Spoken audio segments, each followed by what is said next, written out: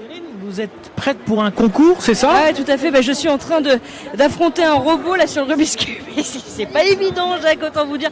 Alors j'ai une partie d'une facette, j'ai du mal et puis lui, il avance, il y a pas de souci, Bon, écoutez, j'abandonne. Je pense qu'il va s'en sortir mieux que moi.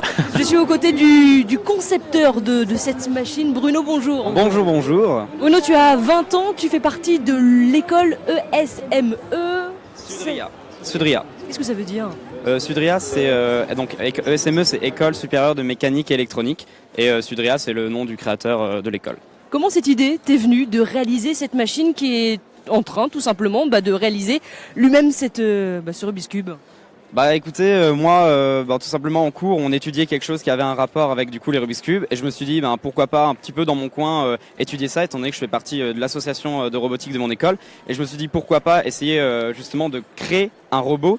Parce qu'un robot, c'est quand même beaucoup plus explicite que juste un programme sur un ordinateur. Donc pourquoi pas créer un robot qui justement réussirait à résoudre ce Rubik's Cube et qu'on pourrait emmener du coup pendant les salons ou les choses comme ça pour justement un petit peu épater le monde.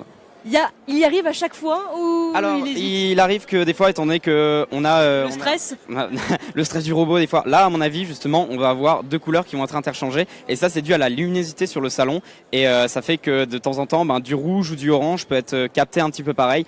Donc là, on voit, par exemple, le rouge et l'orange, comme j'ai dit, a été inversé de chaque côté, mais sinon, on peut voir que c'est bluffant, mais combien de temps?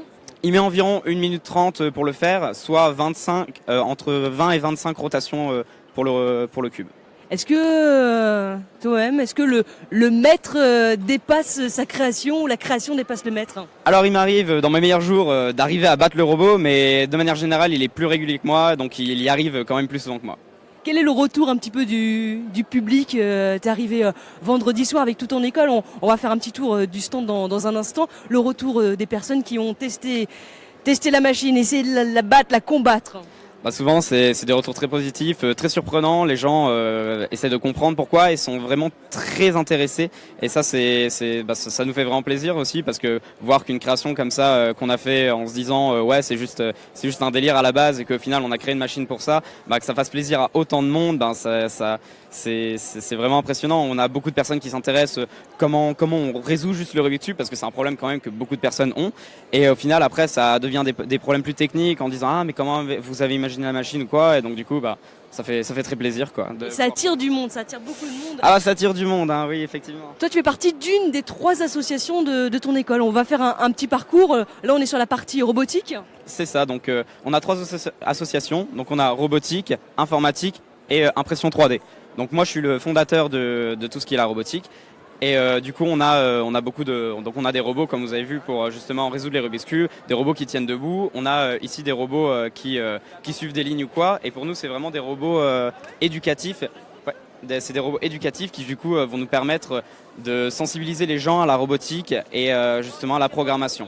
Toi, t'es en 2e année de prépa, c'est sur 5 ans. T'as déjà une idée un peu du métier que t'aimerais faire par la suite?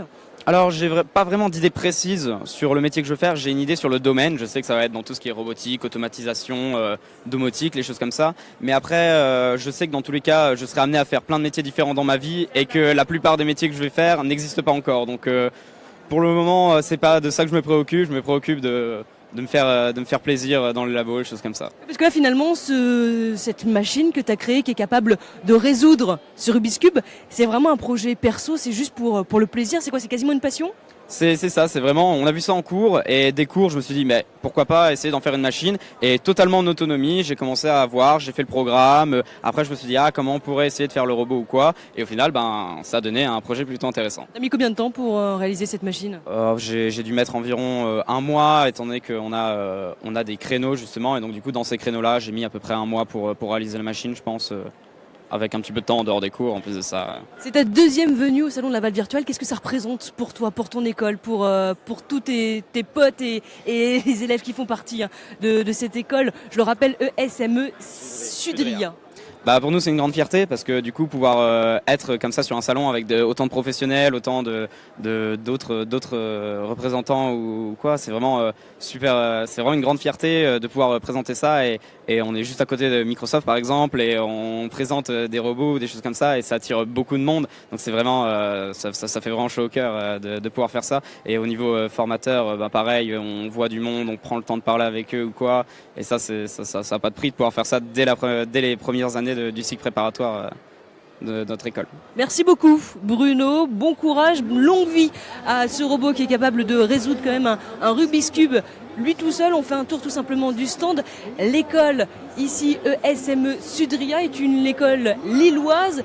Jacques, pour tout vous dire, ils repartent que demain. Ils vont donc sécher lundi les cours. Oh, ils ont c'est une pas belle bien. excuse, hein. Autant vous dire quand même, le salon Laval virtuel pour ces jeunes qui essayent, qui tentent aussi. Et en tout cas, on peut soutenir et apprécier tout de même de retrouver en effet dans ce salon Laval virtuel de grands groupes de jeunes startups et tout simplement des jeunes aussi motivés, prêts à créer, pourquoi pas, les machines de demain.